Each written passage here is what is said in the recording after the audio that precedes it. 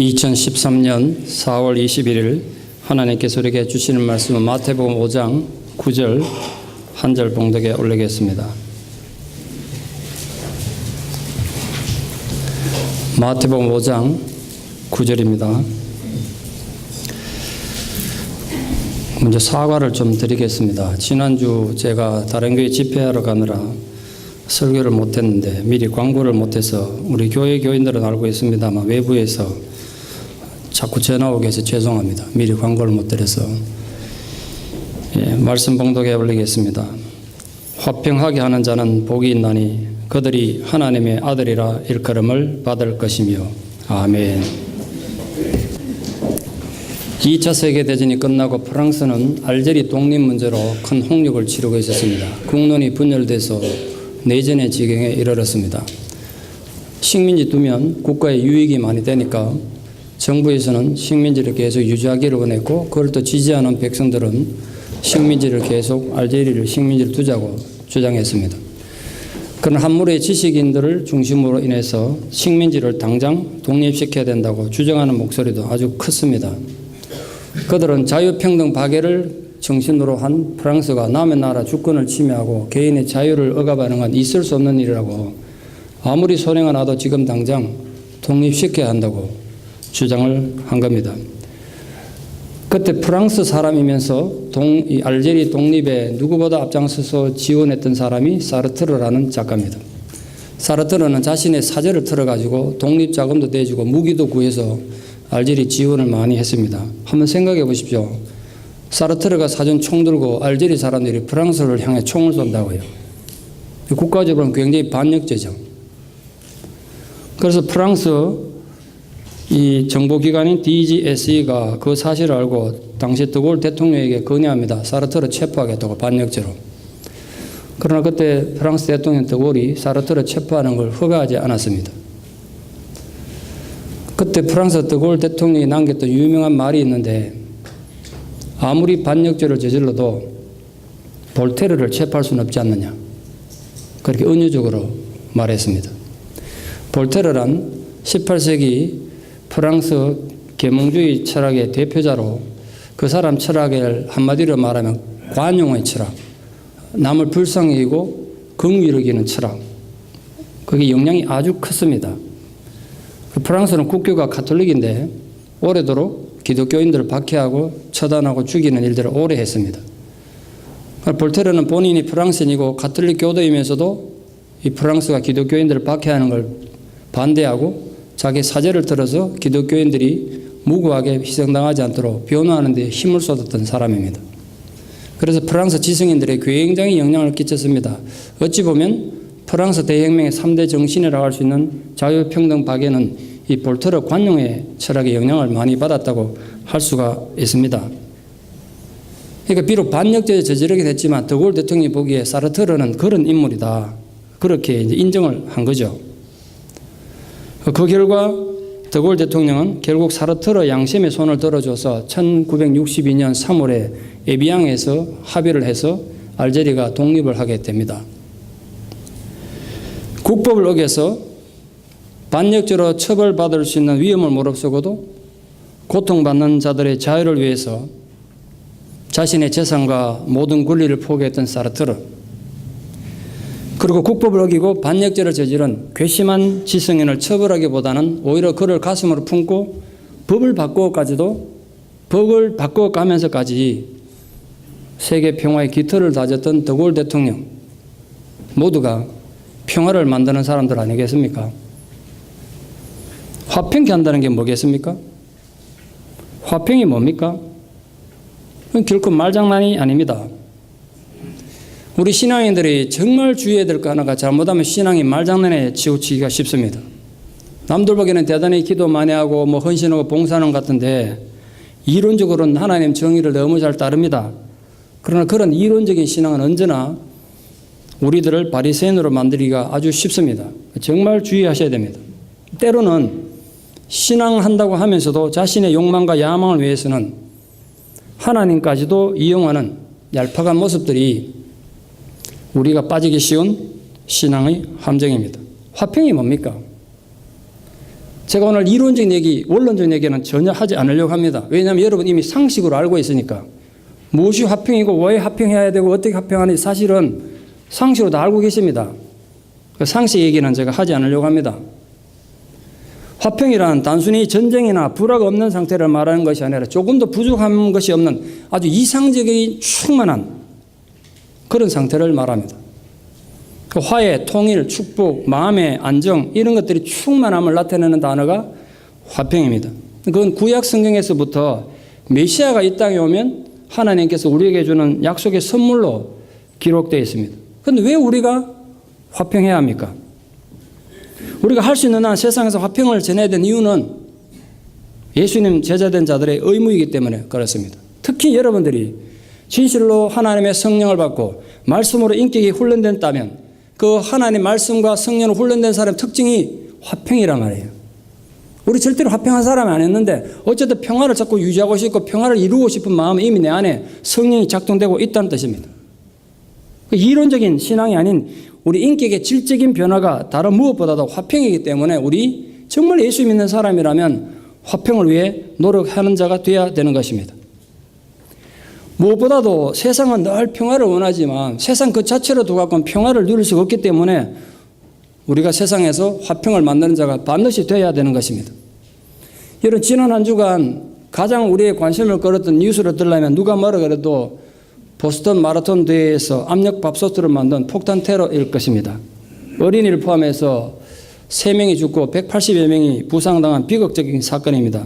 생각보다 범인이 빨리 사살되고 체포돼서 다행입니다만 제가 그 뉴스 보고 생각해서 야 평화가 참 힘들고 어렵구나. 진짜 평화롭기가 힘들구나. 왜냐하면 가장 평화로운 축제의 자리 마라톤이라는 게 평화를 상징하는 건데 그 마라톤 대회 평화의 축제 자리조차 폭탄이 터지는 테러 대상이 되면 세상 어디에 평화가 있겠는가. 그런 생각이 들었어요. 어떻게 우리가 평화를 누리겠습니까? 그 평화는 인류들의 영원한 소망입니다. 오죽했으면 성경에도 평화라는 단어 구약에서는 샬롬이라고 하고 신약에서는 에이레네라고 그러는데 400번 넘게 등장합니다. 400번 넘게. 얼마나 우리가 평화를 갖고 싶었으면 성경에조차 그렇게 등장해서 인류의 간절한 소망이 평화예요. 화평이란 말이에요. 오늘 세계 도처에서 평화를 위한 회의가 끝없이 열리고 있지 않습니까? 유엔이 모였다 그러면 어떻게 하면 전쟁과 테러를 끝내고 평화를 가져올 것인가 오늘도 의논하고 있을 겁니다만 지금도 평화를 이루겠다고 테러와 또 폭력과의 전쟁은 계속되고 있습니다. 평화를 이루기 위한 인간의 노력이 필요한 것도 사실이겠지만 근본적인 우리 인간 내면의 치유가 없이 평화를 유지한다는 건 값싼 평화에 불과합니다. 있을 수가 없는 거예요. 그러니까. 근본적으로 인간 세상에 평화가 없는 이유가 뭐겠습니까? 인간의 근본적인 이기심을 극복하지 않는 한 화평에 대한 어떤 이름도 싸구려 처방이 되고 말 것입니다. 모름지기 화평이란 딴 거 아닙니다. 오늘 딱 이 하나만 말씀드릴 텐데 그거 하나라도 우리가 좀 제대로 실천하는 교회가 되고 성도가 됐으면 좋겠어요. 2013년 4월 21일에 우리가 발견한 화평이란 딴 게 아닙니다. 고난받는 이웃을 위해 내가 희생하는 것에서 시작합니다. 나의 이기심을 극복한 구체적 희생을 통해서 억울하게 고통받는 이웃에게 평화를 가져다 주는 것, 그게 화평케 하는 자입니다.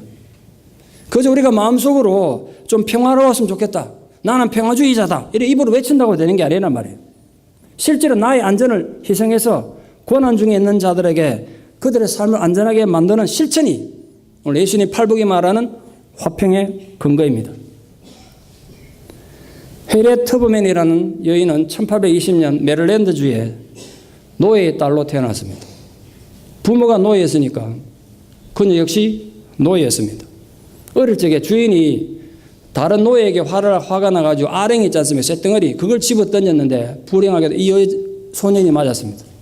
머리가 깨졌지만 노예인데 뭐 제대로 치료는 해줬겠습니까? 그 죽을 때까지 발작과 두통에 시달려야 했습니다. 그 후유증으로. 그런 비참한 상황 속에 있었지만 누군가 전해준 복음을 받아들이고 독실한 신앙인이 됐습니다.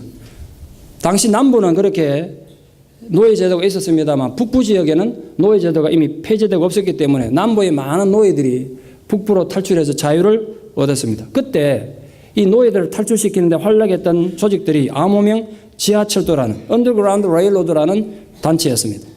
노예 제도를 반대하는 백인들 또 특히 신앙인들이 모여가지고 자신들의 돈과 목숨을 들여서 노예들을 탈출시켰던 것입니다.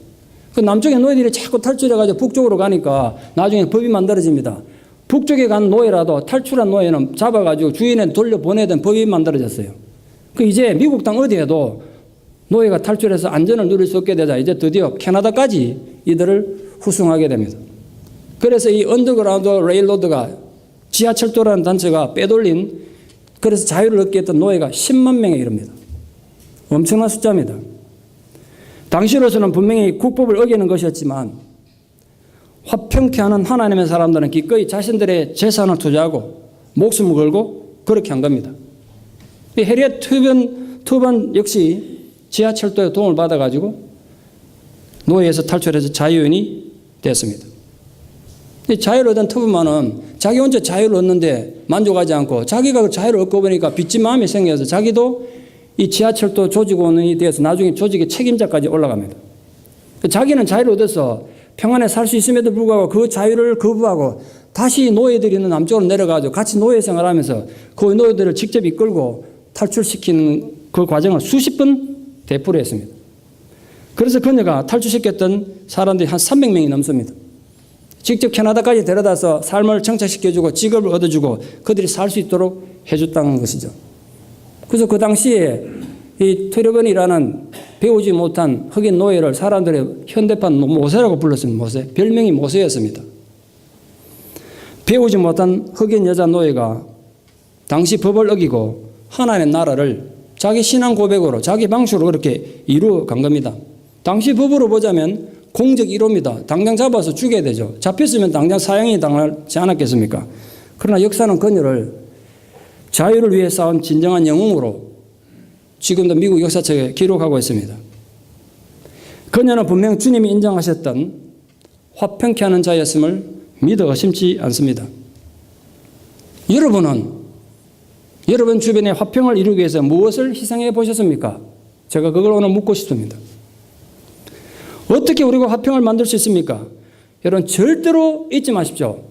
화평은 희생을 요구합니다. 희생 없는 화평은 없습니다. 워싱턴 DC에 관광 가보신 분 계십니까? 많이들 가보시리라 생각하는데 거기 가면 한국인들이 반드시 가야 될 곳이 있죠. 링컨 기념탑 왼쪽 맞은편에 가면 6.25 전쟁에 참여했던 미군들을 기리는 기념물이 있습니다. 우리 가면 아주 빚진 마음이 들죠. 근데 저를 너무 감동시키고 저를 약간 부끄럽게 만들고 미국에 대해서 빚진 마음을 만든 건 그 참전 용사들 큰 비석에다가 벽에 큰 글씨로 새겨놓은 글 때문입니다. 거기 이렇게 적혀 있습니다. Freedom is not free. 사실 한국말로 번역이 불가능합니다. 기껏 번역해봐야 자유는 공짜가 아니다. 이래 번역이 되는데 Freedom is not free라는 영어가 가진 언어 유희는 사라진 거죠. 자유가 공짜가 아니라는 거예요. 마찬가지입니다. 여러분. 화평은 공짜가 아니에요. 절대로 공짜가 아닙니다. 하나님이 이 땅에 화평을 이루기 위해서 지불한 대가가 결코 적은 것이 아니었습니다. 하나님은 독생자의 생명과 피를 희생한 막대한 대가를 지불하고 오늘 우리가 누리는 화평을 이루셨다는 걸 잊으시면 안 됩니다. 그러므로 우리 또한 화평을 이루기 위해서는 대가를 지불해야 한단 말이에요. 말로만 당신이 화평해라, 평화해라 말로만 하는 평화 의미가 없단 말이에요. 우리도 대가를 지불해야 화평을 이루는 거예요. 화평은 그저 평화를 사랑하는 마음으로만 되는 게 절대로 아닙니다. 아무리 하지 않고 그저 평화를 바란다고 해서 화평이 되는 것도 결코 아니라는 거예요. 신앙으로 고백합시다. 화평은 대가를 필요로 합니다. 화평은 절대로 공짜가 아닙니다. 희생 없는 화평은 있을 수가 없습니다. 누군가가 십자가 지는 삶을 살았기 때문에 지금 이 순간 화평은 만들어지는 것입니다. 그 십자가 지는 사람이 없이는 절대로 화평은 만들어지지 않습니다. 다시 강조해서 말씀드립니다. 화평케 하는 사람들의 진정한 본보기는 어떤 사람이 아니라 하나님 본인입니다. 하나님께서 끔찍한 대가를 지불하시고 이루가신 그 십자가에서 우리 화평의 본을 찾아야 합니다. 결코 화평은 공짜가 아니기 때문입니다. 공짜로 주어진 화평은 없습니다. 지금도 마찬가지입니다. 화평은 속성상 누군가의 희생을 요구합니다. 자기 욕심 다 차리고 평화를 이룰 수 없습니다. 저는 소망합니다. 이왕이면 누군가 희생하고 누군가 십자가를 져야만 화평을 이룰 수 있다면 여러분이 희생하기를 바랍니다. 여러분의 십자가를 지신 자가 되기를 축원합니다. 기억하십시오. 하나님의 화평이 단지 말씀과 이론으로만 이루어진 것이 아니라는 것. 하나님 자신의 죽음을 통한 희생을 통해서 화평을 이루셨다는 걸 우리 잊으시면 안 됩니다. 결국 화평은 철저한 자기 희생과 자기 부정을 통해 이루어지는 것입니다. 가정의 평화도 그저 주어지는 게 아닙니다. 그 가정 안에서 누군가 희생했기 때문에 그 희생의 열마로 가정이 평화를 누리는 겁니다. 교회의 화평도 공짜가 아닙니다. 누군가 희생의 결과물입니다. 그렇다면 세상의 화평도 마찬가지일 것입니다. 우리 성도들이, 우리 교회가 세상에서 죽어서 세상의 평화를 누리는 겁니다. 그렇다면 우리 기꺼이 세상에서 죽을 수 있어야 되지 않겠습니까? 오늘 예수님 말씀하신 7번째 복 화평하게 하는 자라는 건 평화를 그저 누리는 자가 아니에요. 원문 자체가 화평을 만드는 자입니다. 피스메이커를 말합니다. 평화를 만드는 사람들이라는 표현은 우리 신앙인에게 매우 적극적인 자세를 말하는 것입니다. 단지 평화를 사랑하거나 유지하는 게 아니에요. 그건 누구나 할 수 있죠. 팔복이 말하고 있는 건 평화가 파괴되고 있는 곳에서 적극적으로 평화를 만들기 위해서 행동하는 양심이 되고 행동하는 존재가 되어야 된다는 것입니다. 팔복을 통해서 예수님께서 우리에게 오늘 요청하신 것은 평화로운 상태를 말하는 게 아니에요. 단순히 화평에 속한 사람이 아니라 너 자신이 네 주변에 평화를 만드는, 화평을 만드는 자가 되라는 것입니다. 인류 역사상 가장 완벽한 화평의 실현자는 누가 뭐라고 해도 예수님 아니겠습니까? 예수님의 십자가의 죽음이 하나님과 인간의 파괴된 관계를 회복했기 때문에 그렇습니다. 실제로 예수님 이 땅에 오실 때 별명이 뭐였습니까? 하늘에서 어떤 찬송이 울려 퍼졌습니까? 그는 평강의 왕으로 오셨습니다. 화평의 왕으로 오셨단 말이에요. 화평의 왕으로 오셔서 하나님과 우리 인간과의 막힌 담을 헐고 평화롭게 하셨습니다. 인간과 인간 사이에 담을 허물고 화목하게 하신 분 아니겠습니까? 진정한 화평은 바로 그것입니다.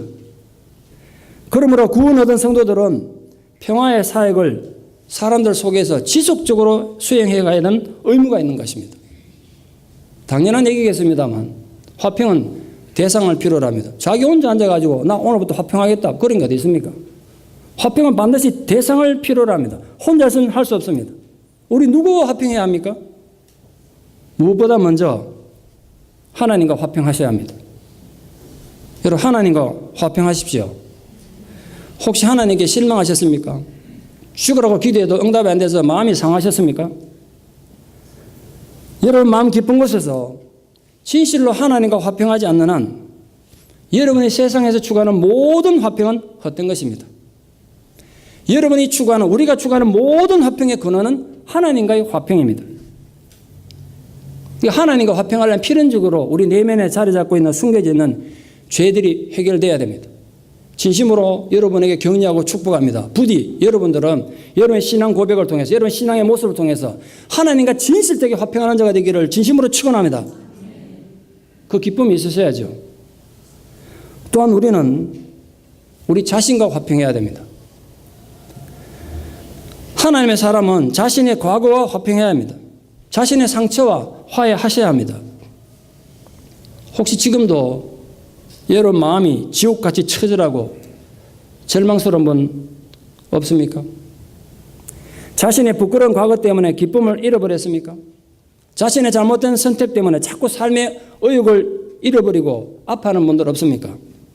부디 여러분의 불쌍한 과거와 화해하십시오. 주님이 그렇게 하실 수 있도록 힘을 주실 것입니다. 여러분 자신에게, 무너지고 있는 자신에게 자꾸 외치십시오. 너는 하나님의 존귀한 아들이고 딸이라고. 그리고 결코 스스로 자학하지 말라고. 너로 인해서 기쁨을 이기게 하지 못하시는 하늘 아버지가 있다고 자신에게 외치기를 바랍니다. 성장 과정에서 어떤 아픔이 있었든 어떤 학대를 받았든 그것이 상처가 돼가지고 또 다른 상처를 남에게 주고 또 다른 상처를 되물림하는 자가 되지 말고 부디 여러분 내면 안에 자신과의 화평을 이루어서 화평을 자식들에게 물려주는 부모가 되고 우리 다음 세대를 남기는 우리들이 되기를 진심으로 축원합니다. 진정한 우리의 화평이 꽃을 피워야 할 것은 어쨌든 이웃과의 관계일 것입니다. 이웃과의 관계. 그 사람이 예수를 믿든 안 믿든 상관없이 이웃과의 관계에서 화평을 이루어야 합니다. 바울이 우리에게 간절한 마음으로 이렇게 부탁했습니다. 너희들은 할 수 있거든요. 할 수 있거든. 할 수 있거든. 모든 사람과 더불어 화평하라. 할 수 있거든요. 누구를 만나든지 할 수 있거든. 화평하라. 우리의 이웃이 누굽니까? 많은 종류의 이웃이 있겠습니다만 가장 먼저 우리가 만난 이웃은 가정입니다. 가정. 여러분 가정 안에서 먼저 화평하셔야 됩니다. 그러나 아시죠? 가정 안에서 화평하기가 얼마나 어려운지. 제일 힘들고 어렵습니다. 사실은 가정 안에서 화평하기가. 오죽했으면 예수님께서도 사람의 원수가 자기 집안 식구라고 말씀하셨겠어요. 그 인간이 원수인 이유가 있는 거예요. 예수님께서 원수라 그랬다니까. 여러분 오늘 또 사실 원수가 만나서 부부가 되고 그러던 거예요. 또 집에 또 싸우려 뛰어들고. 예수님도 가정 안에 화평이 힘들었기 때문에 사람의 원수가 가족이라고 그랬어요. 전 이 말이 얼마나 은혜가 되는지. 어떻게 우리 가정 안에서 화평을 이룰 수 있겠어요? 뭐 지금 가정사회 가는 시간 아니니까 많은 걸 말씀 못 드리겠어요. 딱 한 가지는 부탁드릴 텐데 오늘 이 한 가지, 주로 제가 한 가지 말씀드리면 그것만 좀 새겨 주십시오. 비유를 들어 설명할게요. 어떤 한 마을에 대조적인 두 가정이 담을 이웃하고 살고 있었습니다. 한 집안은 사흘이 멀다고 늘 싸움 벌이는 2차 세계대전이 벌어지는 아주 지긋지긋한 지옥 같은 삶을 사는 가정이 있었습니다. 근데 그 바로 옆집은 늘 화목하게 지내고 기쁨이 떠나지 않는, 찬송이 떠나지 않는 그런 집이었습니다. 늘 싸움하던 그 집안은 어느 날 나도 부부 싸움하고 집안이 대판 싸우고 난데 그 남편이 생각하니까 우리 집안은 왜 이러냐? 언제까지 이래 살아야 되는가? 절망감이 확 들었습니다. 마당에 나와가지고 한숨을 푹 쉬고 있는데 옆집에서 막 웃는 소리가 들리는 거예요. 그 궁금해졌습니다. 저 집은 왜 싸우는 소리가 안 들릴까? 어째서 저 집은 저렇게 웃음소리만 나는가? 그래서 그 다음날 출근도 안 하고 이른 새벽부터 그 집에 가가지고 영탐하기로 했습니다. 이 집에 도대체 비법이 뭔가? 그 문으로 이렇게 들여다본 겁니다. 아침에 출근하려고 남편이 서두르며 넥타이를 막 찾다가 그 집에 남편이 그만 방바닥에 있는 물그릇을 차가지고 엎질러 버렸습니다. 속으로 생각했죠. 저 태판 붙겠구나. 그번에 남편 양말이 다 젖어버렸어요. 그러니까 어디서 깜짝 놀란 아내가 재빨리 걸려들고 막 떨려면 이렇게 말했습니다. 아, 여보 미안해요. 내가 미리 넥타이를 챙겨드려야 되는데 죄송해요. 그런 방바닥을 막 닦았습니다. 젖은 양말 갈아입으라고 자 갈아 신으라고 양말 줬어요. 그걸 보고 있던 시어머니가 아이고 미안하다. 내가 물그릇을 치워야 되는데 내가 깜빡했구나. 내 탓이다. 이래 말하는 거예요. 그러니까 아들이 양말 갈아 신으면서 아니에요 어머니 다 제 잘못이에요. 제가 좀 더 일찍 일어나가지고 넉넉하게 시간을 갖고 해야 되는데 오늘 좀 늦잠 자고 허둥대다가 제가 이렇게 됐어요. 이러는 거예요. 이 집안은 싸울 일이 없는 거 보니까 비법이 거기 있었던 거예요. 그걸 지켜본 이 사람이 생각합니다. 똑같은 일이 우리 집에서 일어났으면 어떻게 됐을까? 어떻게 됐을까? 나는 아내 보고 또 온갖 욕도 하면서 넌 항상 그래 하면서 욕하지 않았겠어 아내가. 아내가 가만히 있습니까 또? 아내가 또 자기 보고 막 고래고래 싸움하고 과음 주고 달라들었겠죠. 그 꼴을 본 어머니도 가만히 있겠습니까? 집안 꼴 좋다 이러면서 또 한바탕 붙이면 집이 어떻게 됐겠냐. 그날 깨달았던 거예요 그분이. 저 집이 화목한 이유는 모두가 내 탓이라 그러고 우리 집이 맨날 싸우는 이유는 전부 네 탓이라 그러기 때문이구나. 그걸 깨달았다는 우화가 있습니다. 가정의 화평을 위하여 부디 부탁하면서 오늘부터 너의 탓만 말하지 말고 자기 탓을 먼저 말하는 분들 되기를 축원합니다. 이쪽은 전혀 아멘 안 하시네. 뭐 어쩌겠다는 거야 앞으로. 습관적으로 인간은 남의 탓을 하기가 참 쉬워요. 어릴 때부터 그랬습니다. 어릴 때부터. 자기 잘못을 못 보니까. 그러나 우리가 화평케 하는 하나님 자녀가 되기 위하여 또 하나님의 자녀이기 때문에 우리 가정 안에서부터 내 탓이요를 먼저 할 수 있기를 바랍니다. 아울러서 우리 교회 안에서도 화평하셔야 합니다. 그게 마땅한 거 아니겠습니까? 교회가 화평해야 될 마땅한 일이에요. 그러나 실제로는 전쟁터 같은 교회 많습니다. 교회가 아니라 전쟁터 같은 교회예요. 재직회를 하는데 경찰이 출동해가지고 교회를 감사하는 이런 교회 봤습니까? 그게 무슨 교회냐고. 그리고 또 찍어서 저한테 사진으로 또 이메일을 옵니다. 우리 재직회 이래 했다고. 정말 내가 그거 받아들고 가슴이 얼마나 아프니. 이게 무슨 꼴이냐 교회가. 교회가 재직회를 하는데 경찰이 왜 출동하냐고. 그것도 8명이나 와가지고 총찬 경찰이 어떻게 신성한 예배당에 들어가지고 성도들을 누가 소리 좀 잡아 쫓아내고 이 무슨 꼴이냐고 교회가. 실제 그런 교회가 있어요 지금. 선로 역정을 썼던 존 번연의 시대에도 교회가 많이 힘들었던 것 같습니다. 존 버닌이 쓴 글에 이런 글을 제가 읽은 적이 있습니다. 정말 이해할 수 없는 이상한 일이 있다. 마귀를 대항해 함께 싸워야 될 성도들이 자기들끼리 싸우고 있다니. 그때도 그랬나 봐요. 부끄러운 거예요. 어쨌든 간에 교회는 화평해야 돼요. 교회의 평화를 깨뜨리고 좋아하는 건 사단밖에 없어요. 혹시 여러분 교회가 평화로워요? 막 어디 조미 쑤십니까? 좀 문제가 있는 겁니다. 그거는. 어쨌든 교회는 평화로워야 돼요. 하나님의 사람들이 모인 곳인데 아무리 성경 공부가 중요하고 선교가 중요하고 기도가 중요하지만 교회의 평화를 깨뜨리는데 성경 공부, 선교, 기도가 사용된다면 그건 결국 마귀의 도구 아니겠습니까? 전 성경 공부 말씀을 중요하게 생각하는 사람입니다만 그게 만약 교회의 평화를 깨뜨린다면 하지 말아야 돼요. 저는 그건 그런 각오가 되어 있어요. 내가 해야 되는 건 따라와 이게 아니에요. 아무리 내가 생각하기에 좋고 선한 거라도 그게 교회의 평화를 깨뜨리면 안 하는 게 지혜라고요. 안 하는 게 겸손한 거고. 내게 다 옳다고 절대 생각 안 해요, 저는. 말씀에 목숨을 걸었습니다만 그게 교회의 평화를 이룩한 도구가 돼야지 교회의 평화를 깨뜨리면 하지 말아야 돼요. 이게 교회이기 때문에. 여러분 절대 잊지 마십시오. 우리가 왜 교회에서 화평해야 됩니까? 세상이 보고 있다고요. 세상이 우리를 보고 있잖아요. 우리에게는 그리스도께서 이루어 놓으신 이 온 우주적 평화를 지켜야 될 의무와 소명이 있습니다. 그래서 할 수 있거든. 교회에서 서로 평화하십시오. 그 명령이 우리에게 주어져 있어요. 우리 서로 화목해야 되며 할 수 있는 한 더불어 화평해야 됩니다. 잊지 맙시다. 우리 교회는 하나님의 평화의 도구로 쓰임받도록 부름받았다는 사실을 잊지 마십시오. 화평케 하는 자는 어떤 복을 얻습니까? 여러분 자식들이 사이좋게 지내고 서로 웃고 이러면 부모님이 보기만 해도 즐겁고 기쁘지 않습니까? 애들이 막 즐겁게 놀면 막 불안하십니까? 보기만 해도 즐거울 거예요. 근데 맨날 싸우고 다투면 부모 마음이 지옥 같을 겁니다. 제가 어릴 때 클 때 저보다 한 살 어린 후배인 교회 친구가 있었는데 그 집안도 다 아버지 장로 엄마 권사 집안이에요. 8남매인데 형이 동생을 얼마나 때리니 나중에 의사가 됐는데 결국 정신병 들어서 정신병 갔어요. 하도 맞아가지고 형한테 왜 그런지 모르겠어요. 그렇게 맞더라고요. 결국은 그 집안이 풍지박산이 나는 걸 봤어요. 그 많은 재산 다 잃어버리고. 하나님 마음이 어떨 것 같습니까? 우리가 맨날 싸우면. 시편 133편 1절 말씀, 제가 정말 좋아하고 사랑하는 말씀, 이런 말씀이 있습니다. 보라, 형제가 연합하여 동감이 어찌 그리 선하고 아름다운고. 우리가 교회 와서 화평하고 평화로우면 하나님 보고 너무 선하고 아름답다고 하나님 감격한대요. 얼마나 하나님 기쁨이 되겠어요. 하나님 그걸 너무 좋아하신다는 거예요. 그래서 우리가 서로 화평하면 다른 누구보다도 하나님께서 너희 내 자녀답구나. 내가 너희들 보면 기쁘다. 인정하신다는 거예요. 하나님 인정을 받기를 바랍니다. 근데 하나님 우리를 인정하는지 안 하는지 잘 모르시잖아요. 더 중요한 건 우리가 화평하면 세상 사람들이 인정할 겁니다. 세상 사람들이 우리 인정할 거라고요. 우리를 보고 야 하나님 사람들답구나 인정한단 말이에요.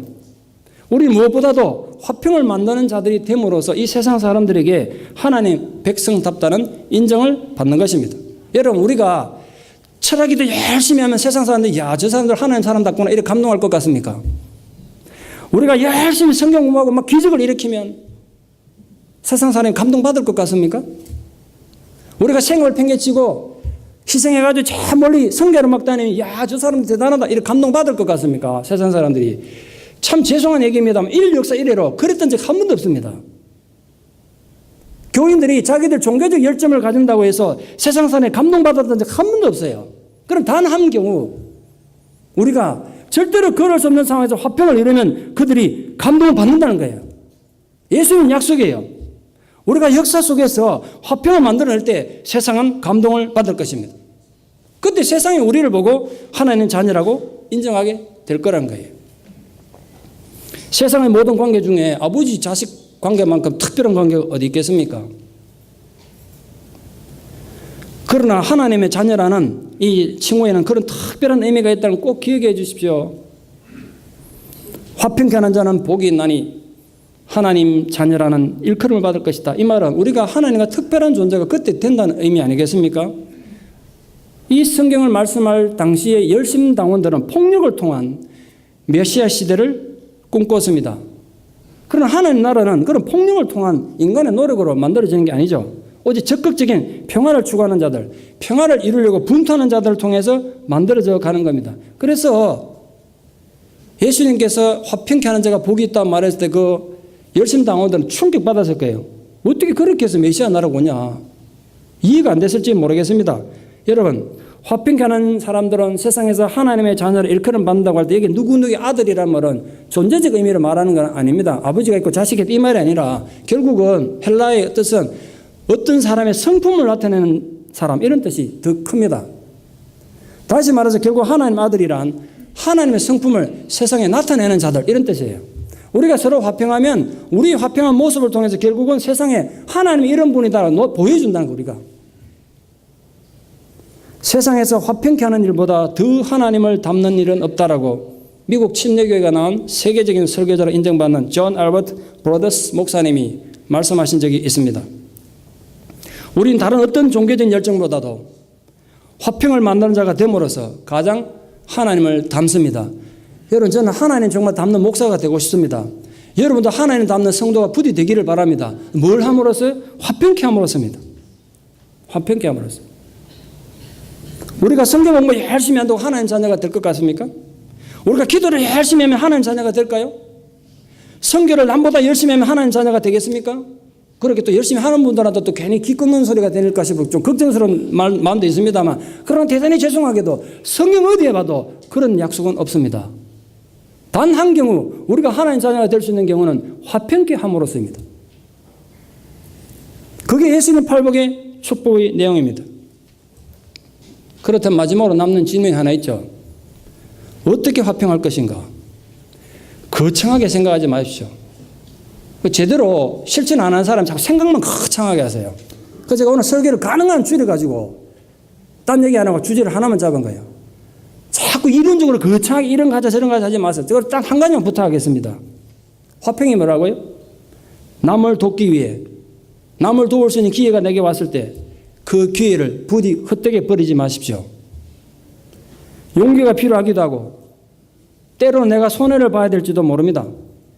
그러나 앞서 말씀드렸다시피 화평은 절대로 공짜로 얻어지는 것이 아니므로 여러분의 희생과 헌신을 통해 여러분 주변에 화평을 싣는 자들 되기를 축원합니다. 화평을 만든 자들 되기를 바랍니다. 그로 통해서 우리가 하나님 자녀들이 되는 것이고 하나님 나라는 결국 그런 하나님 자녀들을 통해 이루어져 가는 것입니다. 그게 오늘 예수님께서 말씀해 주신 팔복의 정신입니다. 얼마 전에 책에서 읽은 내용입니다. 버스 정류장 앞에서 각종 채소 씨앗을 팔고 있는 할아버지가 있었습니다. 갑자기 하늘이 흐리더니 비가 내리기 시작했습니다. 아시다시피 씨앗은 비 맞으면 다 썩어버리잖아요. 할아버지가 불편한 몸으로 비를 맞게 하지 않으려고 씨앗을 급하게 챙겨 넣으려고 막 허둥대고 있을 때였습니다. 많은 사람들이 지나갔습니다. 누구도 개의치 않았는데 그때 때마침 초등학교 2학년 어린 학생이 지나가다가 그 할아버지를 발견하고 자기가 쓰고 있는 우산을 할아버지한테 써줬습니다. 할아버지가 씨앗을 다 정리하도록 앉아서 기다렸습니다. 할아버지가 너무 감사하고 기뻐서 이렇게 말했다는 거. 이걸 이제 어머니가 보고 얘기를 올리는 겁니다. 그러다가 할아버지 이렇게 말했대요. 핵폭탄이 떨어져도 내가 너는 꼭 살리겠다. 핵폭탄이 터져도 너는 살리겠다는 거야. 어린 소년이 베푼 작은 친절이 이 할아버지에게 얼마나 뼈에 사무쳤으면 그 감사함이. 핵폭탄 터지면 어떻게 구해? 같이 죽겠죠. 그러나 그런 상황에서도 너의 고마움이 있지 않겠다는 거 아니겠어요? 그 고마움이 뼈에 사무쳤기 때문에. 그날 그 자리에 우산을 쓰고 지나간 사람은 수없이 많았습니다. 그러나 할아버지에게 도움을 손길을 내미는 그 어린 소년뿐이었단 말이에요.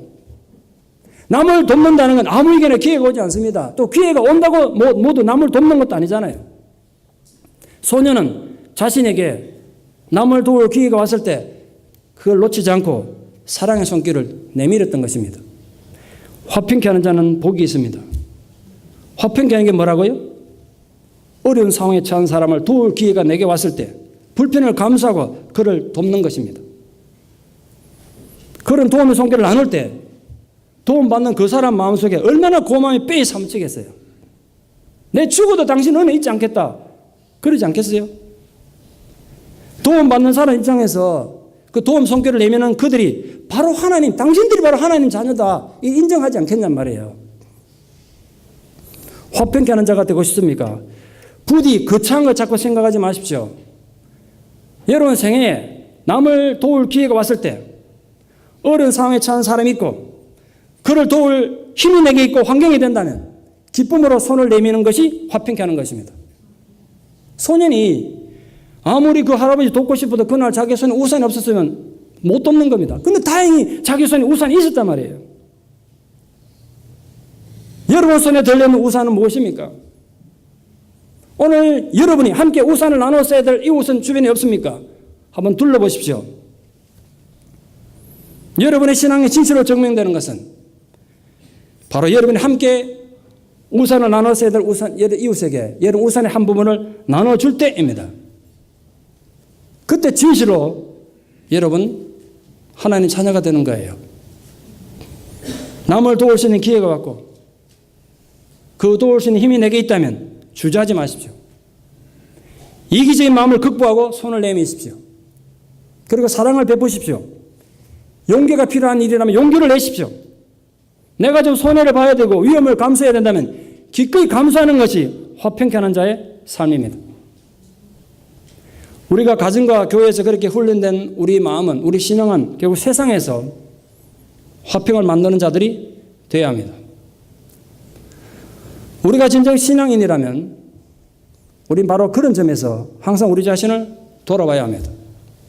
우리 자신으로 인해 우리가 살고 있는 세상이 얼마나 살기 좋아졌는지, 우리로 인해서 세상이 얼마나 밝아졌는지, 그 우리로 인해 세상에 어떤 평화가 이루어졌는지를 늘 돌아봐야 합니다.